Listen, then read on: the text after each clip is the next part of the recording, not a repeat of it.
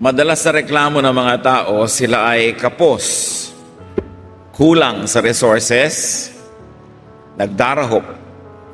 Tama ba yan at totoo? Ito ang ating pag-aaralan ngayon, pinamagitan natin, much from little. Maaaring maraming magmula sa mukhang kakaunti. Salamat po o Diyos sa buhay na idinagdag mo sa amin ngayong araw na ito.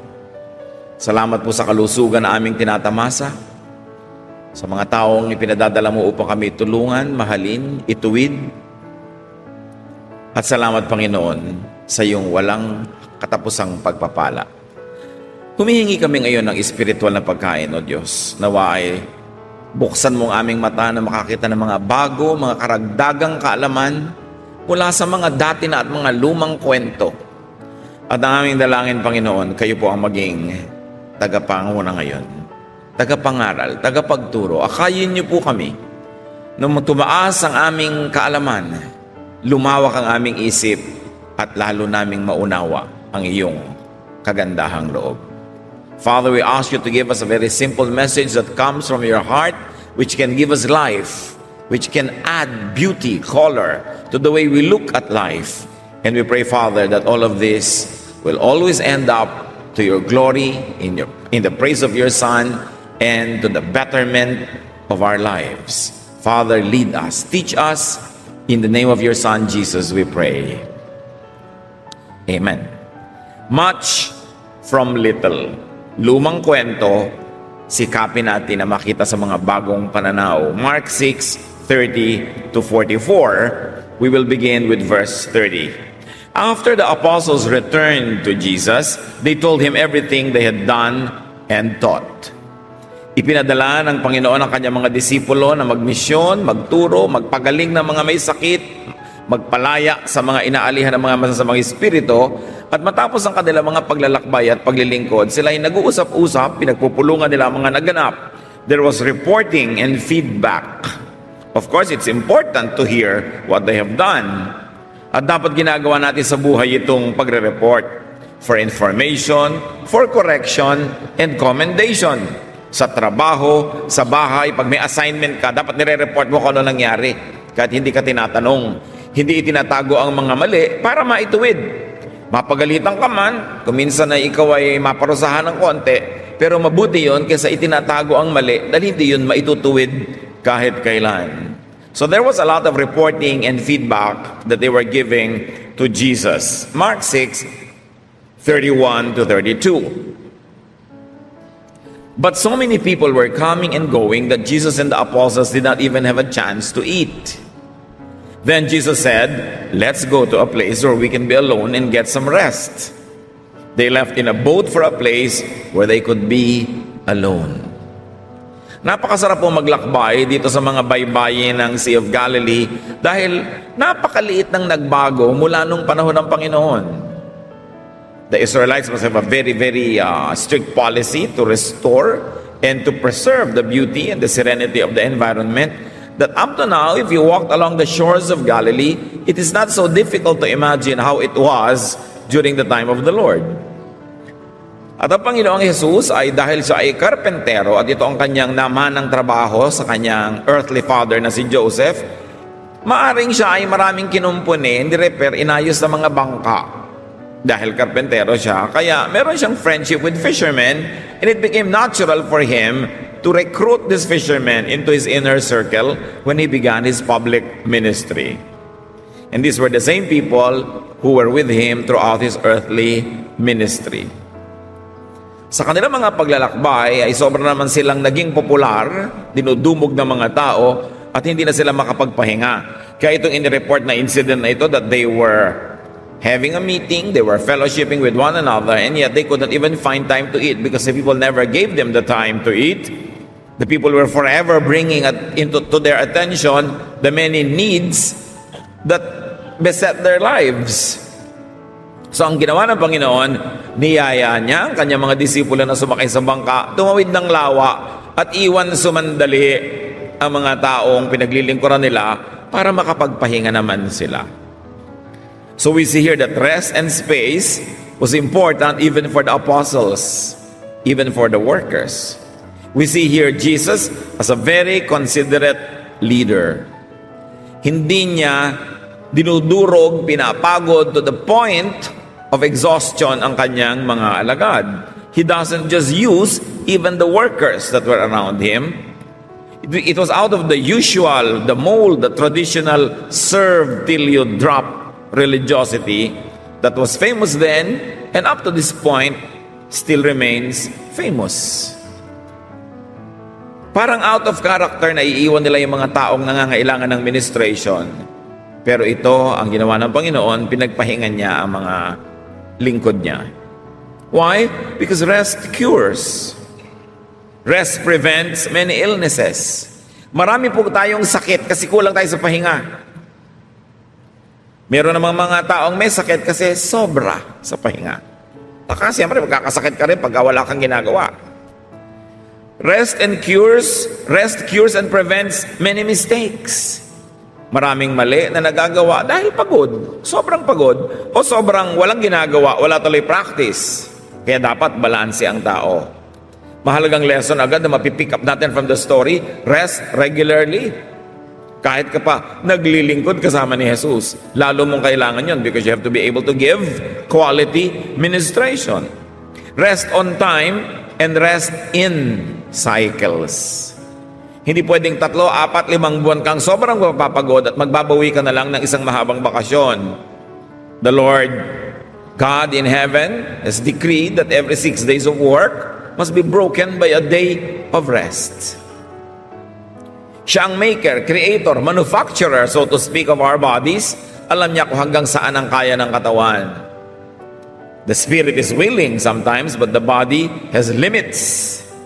At ito ang sinabi ng Panginoon, okay, observe load limits. Para mga tulay, load limit, 10 tons, 15 tons, 5 tons. Hindi pwedeng tawiran yun ng napakabibigat na mga sasakyan dahil guguho. Ang mga airport runways have limits. Pwede ka ba sa mga transcontinental planes o mga small planes lang? Dapat ino-observe natin yung mga limits natin. And the Lord wanted His disciples to be able to get that kind of rest. But will the people allow them to have that kind of rest? Mark 6:33-34. But many people saw them leave and figure out where they were going. So people from every town ran on ahead and got there first. When Jesus got out of the boat, he saw the large crowd that was like sheep without a shepherd. He felt sorry for the people and started teaching them many things. Uhaw na uhaw ang mga tao sa matinong katuruan na sa kabila ng 5 times a day prayer sa temple, sa kabila ng 5 times a day pagdarasal sa mga synagogue, walang katapusang pagkabisa ng scripture, kulang at kulang pa rin ang mga tao para silang tigang na lupa na uhaw sa dilig. Kaya nung makarinig sila ng mga turo ng Panginoon naman na hinahabol-habol nila, pinupuntahan nila kahit saan. Nung makita nila na ang Panginoon at ang kanyang grupo ay sumakay sa bangka at tinawid ang lawa, nahulaan na nila kung saan yung mga yun dadaong at buong bilis silang nagtatakbo sa pampang ng lawa.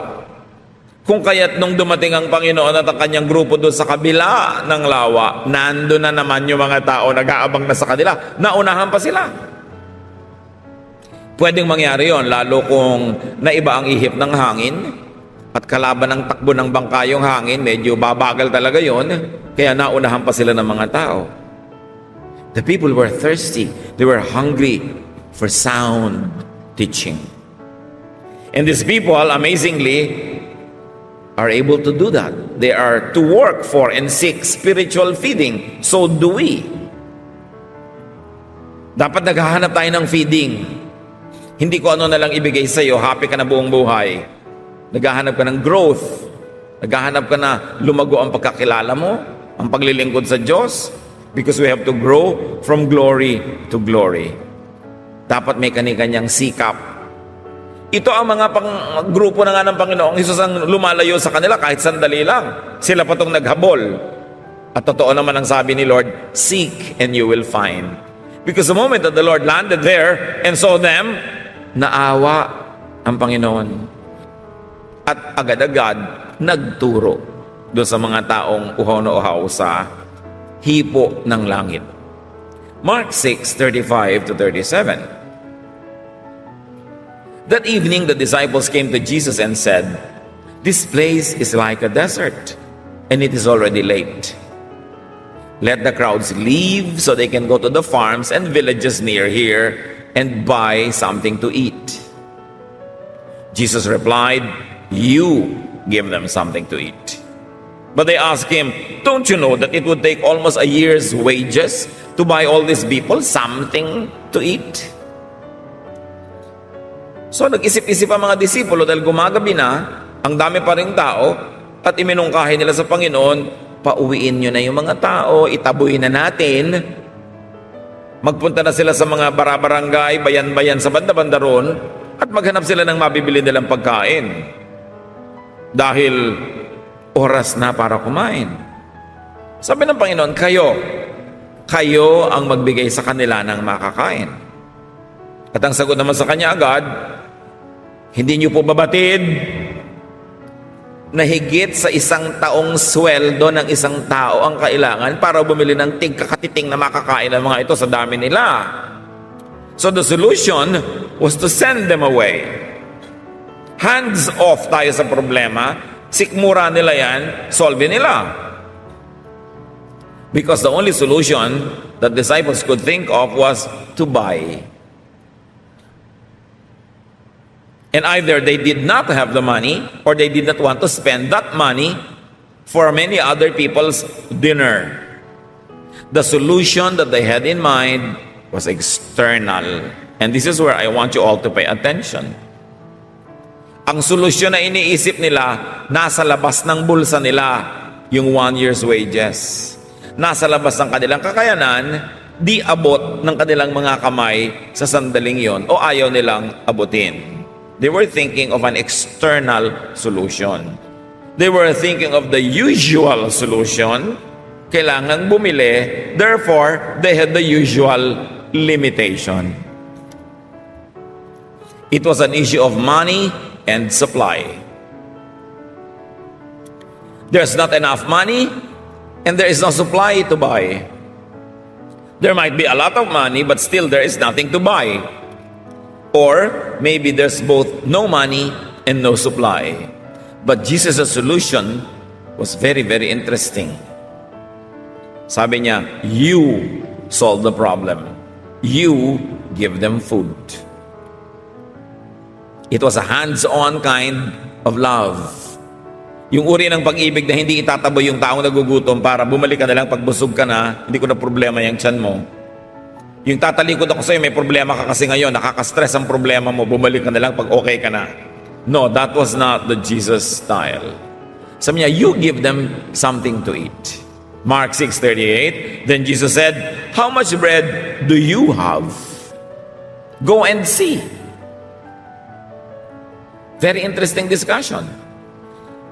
Ang binilang ng mga disipulo niya ay yung taong pakakainin at yung kakulangan nila ng pera.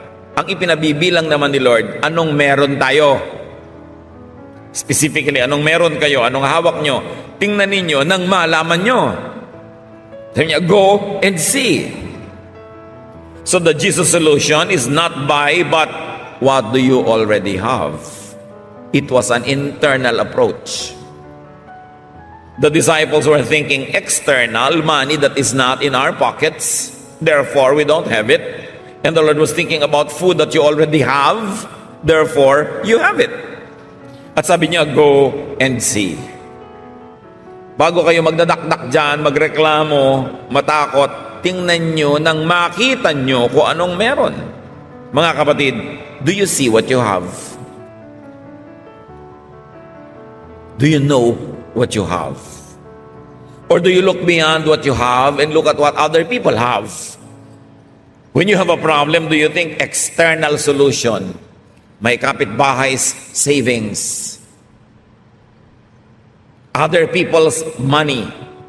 Other people's husband. Nalulungkot ako, yung husband ni kumare kailangan ko. When you have a need, do you say outside?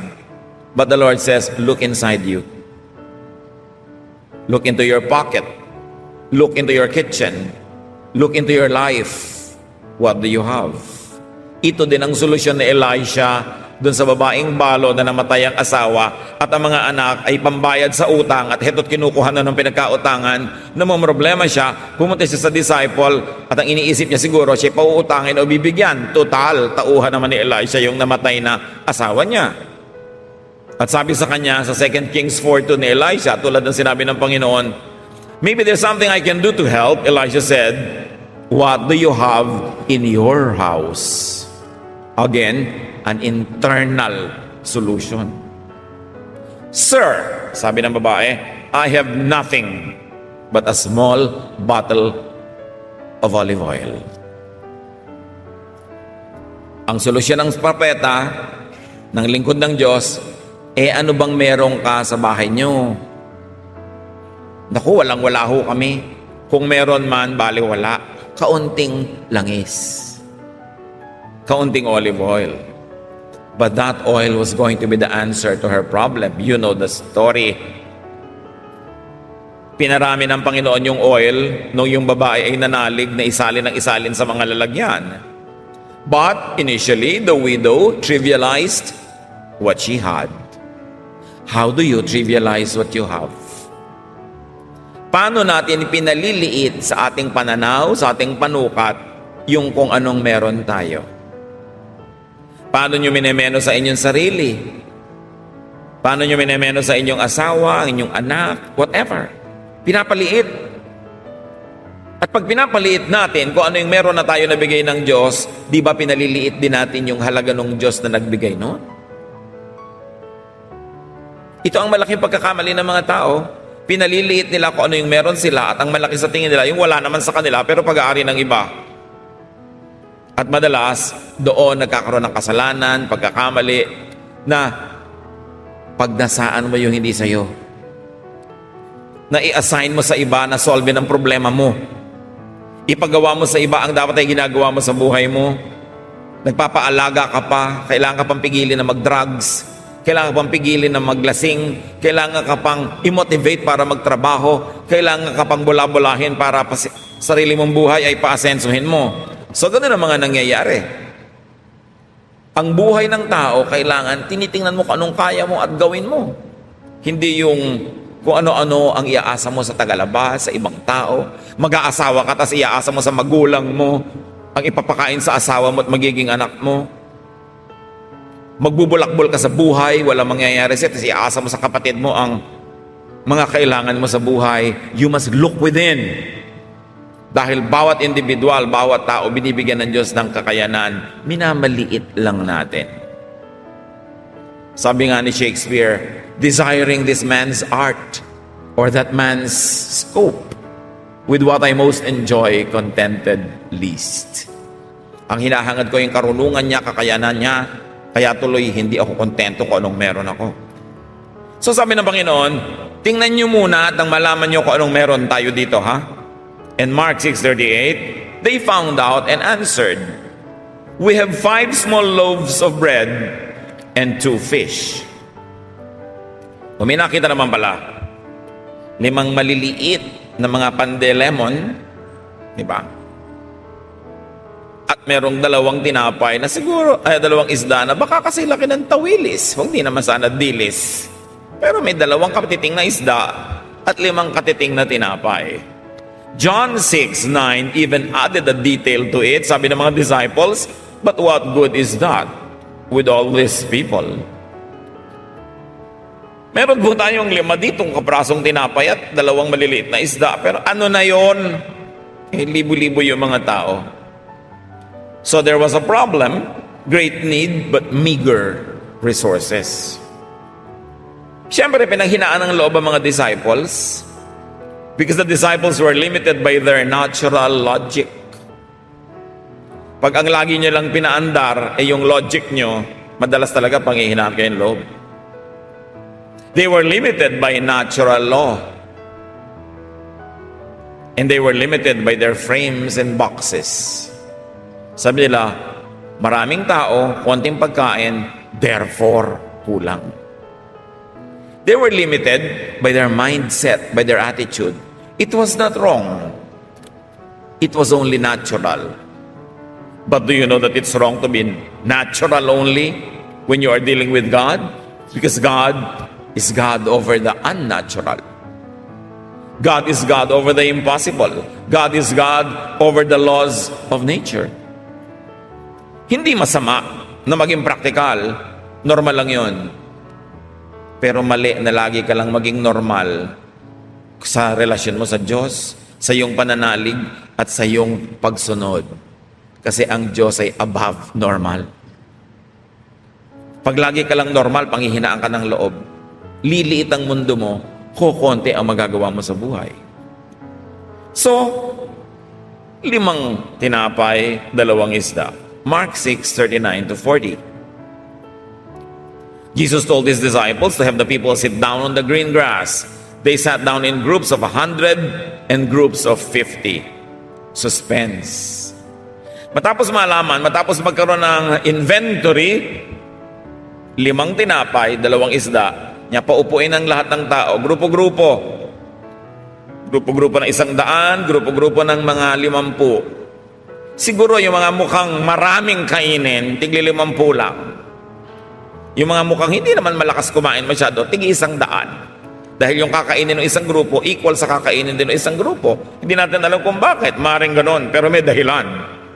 But what we see here, and immediately apply this in your life, brothers and sisters. If you have a problem, organization and order are necessary in problem solving.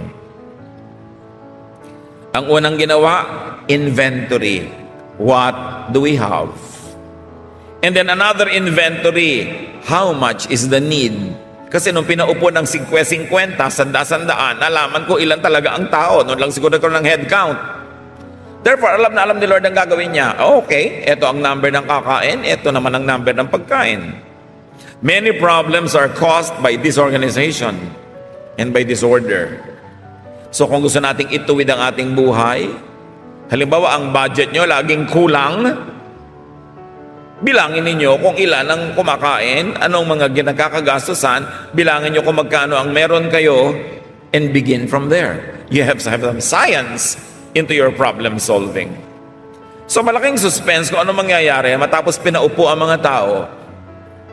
Nakita nyo ba kung may isang pagkakasalan na ang haba-haba ng programa, ang haba ng sermon nung nagkasal, ang dami-daming arte ng mga ikinasal, maraming ginagawa, gutom na ang mga tao. Lalong-lalo yung mga hindi nakapagmerienda, mga ninong-ninang na mga 2:00 pa lang ng tanghali, nasa beauty parlor na kahit mamaya pang 6:00 ang kasalan. Mga gutom na yan. Subukan ninyo na biglang magsabing, dinner is served at buffet. Kahit pa yung mga nakatis, mga naka-high heels, para mga maton yan sa mga pag-aagawan sa pagmamadali sa pagpunta sa mga mesa. At kahit na parang petit yung babae at napaka-sexy, bunton-bunton ang kukuhanin niyang pagkain. Dahil sa gutom, ilang oras lang ng gutom, nag-aasal hayop ng maraming tao. Totoo yun. Kitang-kita niyo yan sa buffet. At pagkatapos, kahit kay haba-haba ng pila, ang tagal-tagal pang pumili, gusto na siyang dagukan ng mga nando sa pila. Ang tagal naman itong mga na pumipili na to. Wala nang inisip na iba. Inilagay na sa mesa, sa kanyang plato lahat-lahat. Di ba may nagsara na nga ang food chain dyan na nagtitinda ng salad na eat all you can on a plate? Natatandaan nyo yon, once upon a time may ganon. Pero yung maliliit na platito, kasi taas ng Tower of Babel ang na-organize na salad. Uunahin mo na yung mga matitigas na patatas, lalagyan ng mga dahon-dahon, para mga arkitekto at engineer. Para maisahan nila yung restaurant. Nagsara na to. Siguro ganun ang pwede mangyari dito. Gutom na yung mga tao, walang merienda mula nung nagtatakbo sila. So ang ginawa ni Lord, pinaupo para kung siya man ay magpa-serve ng pagkain, walang magkakagulo. Ayos. Mark 6:41. Jesus took the 5 loaves and the 2 fish. He looked up toward heaven and blessed the food. Then he broke the bread and handed it to his disciples to give to the people. He also divided the 2 fish so that everyone could have some. This is awesome. 5 tinapay, 2 isda.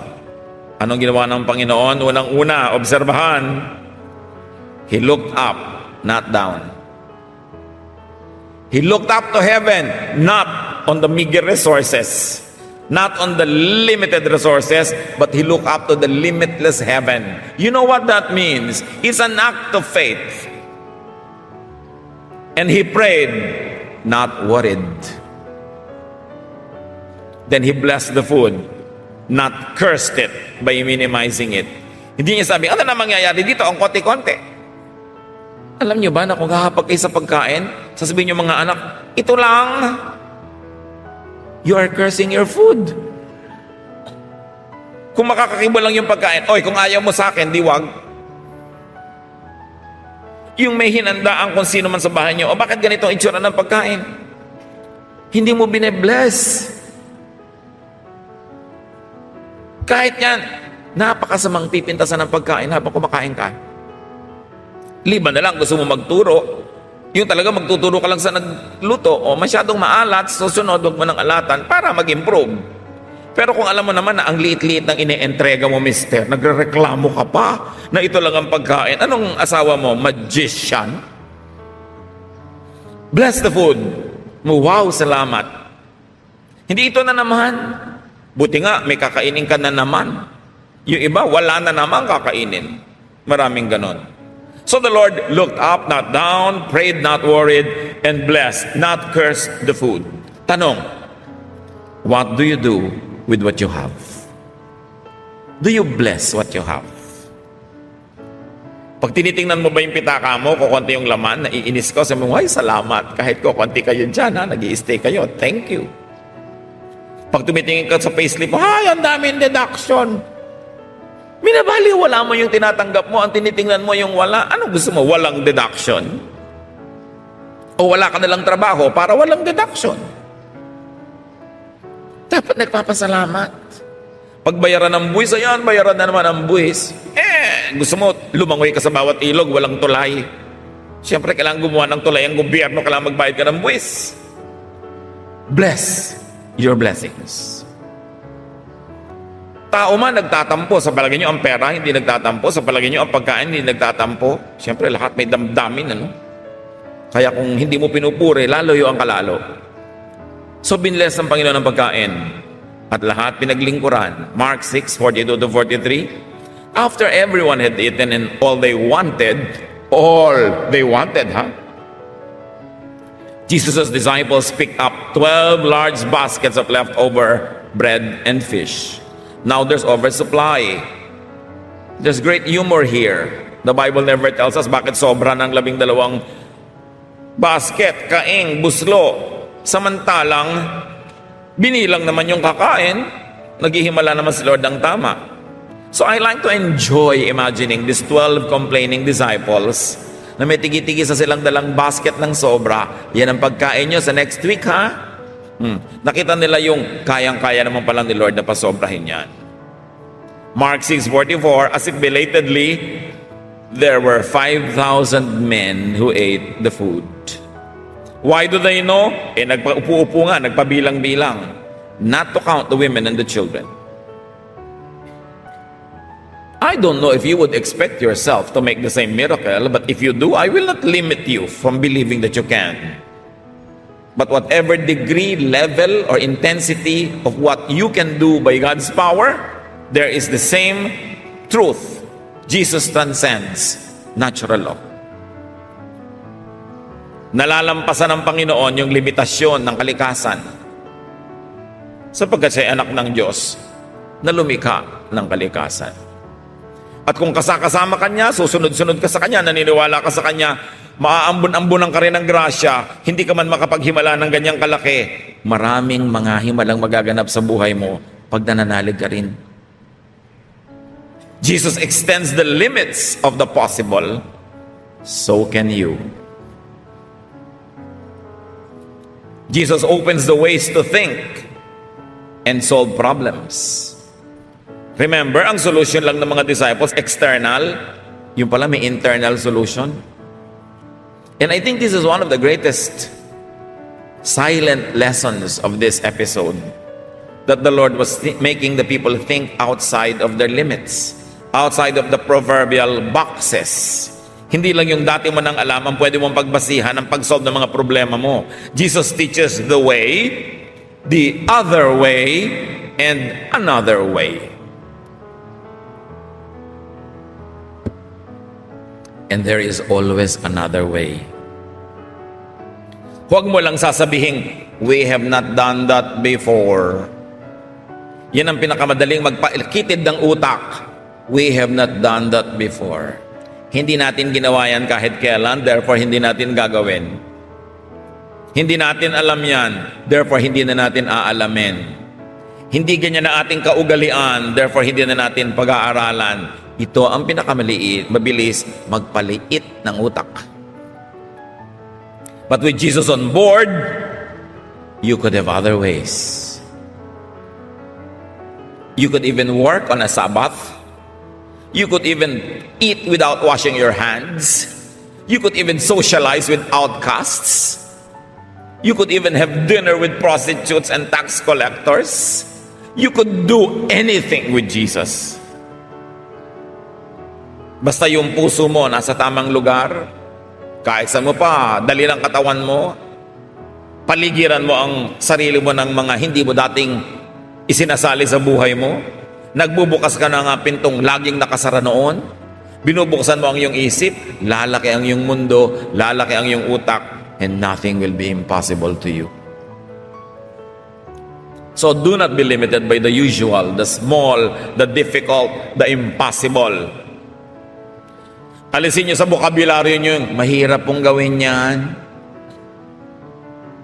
May ipapagawa ka sa karpintero, alam mo, ganito, mahirap pong gawin yan. Umuwi ka na. Huwag ka nalang magtrabaho. Ayaw mo pala mahirapan eh. Ang gusto laging madali. Pag lagi kayong takot sa mahirap, ayun, magiging mahirap kayo. Ganun ang mangyayari niyan. Naku, wala na po bang mas madaling paraan para gawin yan? Luke 1:37, nothing is impossible for God. Walang imposible sa Diyos. Yan ang sinabi ng anghel kay Maria. Dahil sinabi niya kay Maria, alam mo, sisilang ka na isang sanggol. Paano po mangyayari yun? Ka-virgin kong tao. Sabi ng anghel, nothing is impossible for God. Buti nga babae ka, manganganak ka ng walang tatay. Ang dali nun. Si Adan nga ipinanganak, walang tatay, wala ring nanay eh. So ano naman ang mahirap sa mangyayari sa'yo? Si Eva nga ipinanganak, galing sa lalaki, walang babaeng kasali. So ano naman ang mahirap na manganganak ka na babae ka na walang lalaki? Buti nga kahit kalahati meron. Nothing is impossible for God. Again, Mary was thinking along the lines of what was normal. Sabi niya, paano ba mangyayari yun eh? Kadalaga kong tao. Sabi ng anghel, huwag mo na problemahin yun. Maniwala ka na lang. Sabi niya, let it be done to me as you have said. Ako po'y lingkod ng Diyos. At naganap. Mark 9:23, anong sagot ng Panginoon doon sa ang tanong? Kung kaya niyo po, mapapagaling niyo ako. Sabi niya, if you can, said Jesus, everything is possible for him who believes. Even in seeking and administering cure to the sick. Napakarami niyong mababasa, mababalitaan na matinong ina, matinong magulang, matinong anak na ang kanyang mahal sa buhay, halos itinapon na ng mga ospital, iginibap na ng mga doktor, pero talagang sinikap niyang pag-aralin, sinikap nilang pag-aralan yung sakit, i-research, gamutin sa bahay, at ang daming napagaling kasi hindi sila nag-give up. Kung may mahal kayo sa buhay, ginigive up ng doktor, ginigive up ng kung sino-sino, don't give up on them. Do what you can.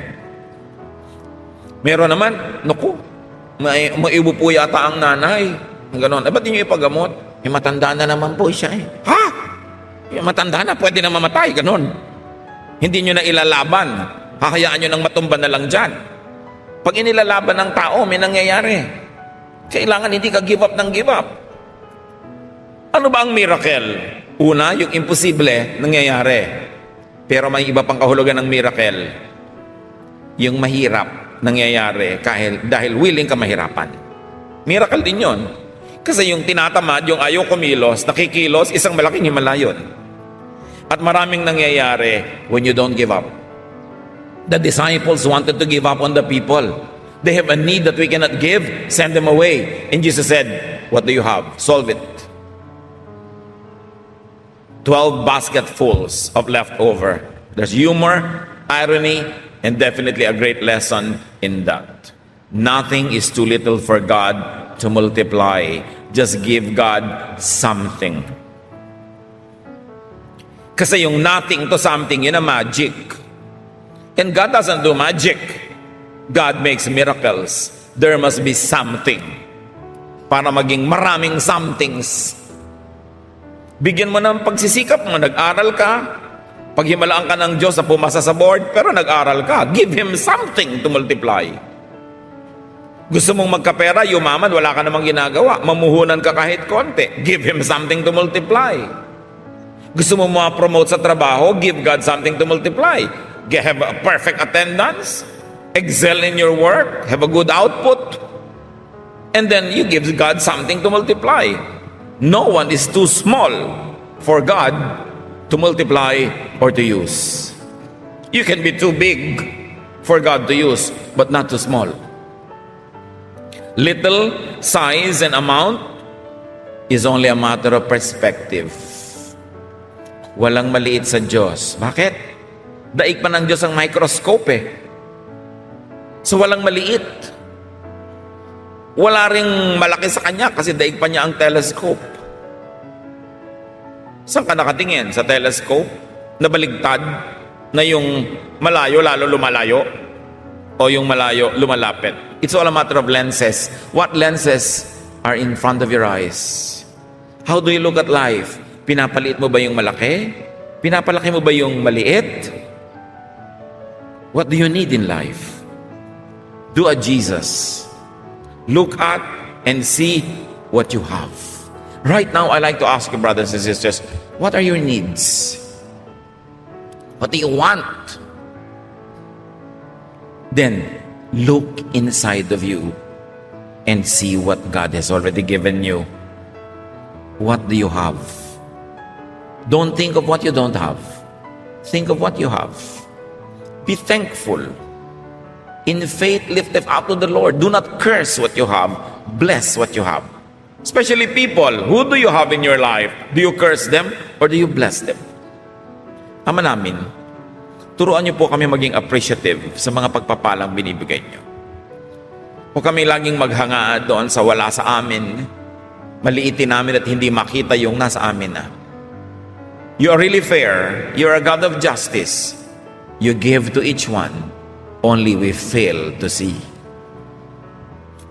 Kaya ibukas niyo pong aming mata at kung ano man ang mga problema, kanya-kanya mga challenges na hinaharap ng bawat isa, yun ang una namin gawin, to learn from this story and to look and see what we have. Like that widow that had little oil that you multiplied. Turuan mo kaming makita na nasa amin na mismo ang sagot sa aming mga dalangin. Nasa amin ang kamay noon pa man bago kami humingi. Buksan niyo pong mata namin para makita namin. Hindi na kami kailangang magsumamo at himukin kayo maging mabuti dahil dati na kayong mabuti. Hindi na namin kayo kailangan pangpilitin magbigay dahil talagang mapagbigay kayo. Ang buksan nyo ang mata namin para makita namin yung mga ibinigay nyo na hindi namin pinapahalagahan.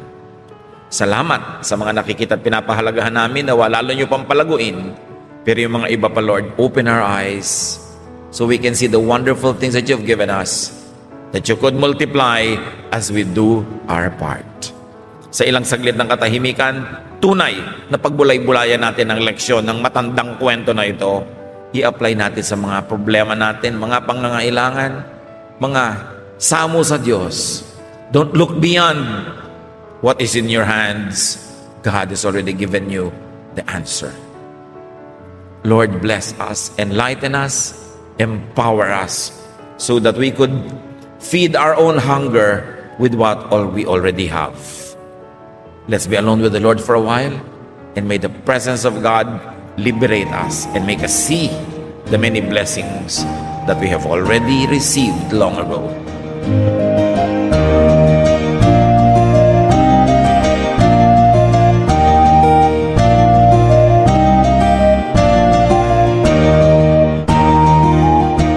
Ang katatapos pong mensahe ni Kuya Ed Lapid ay pinamagatang Much from Little.